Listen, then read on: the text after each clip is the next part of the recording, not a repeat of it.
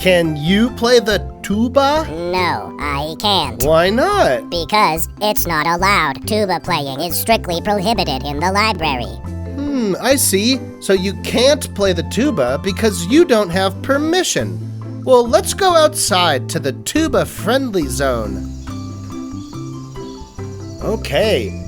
Now can you play the tuba? No, I can't. Why not? Because I don't have a mouthpiece. It's impossible to play the tuba without a mouthpiece. Oh, I see. You can't play the tuba because it's not possible without a mouthpiece. Excuse me, but do you happen to have a mouthpiece for a tuba that we can borrow? Oh, let's see. Tuba mouthpiece. Here you go. Thank you. Happy to help. Okay, now you've got a mouthpiece for your tuba. Can you play the tuba?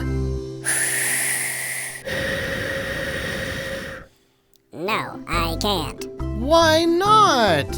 Because I don't know how to play the tuba.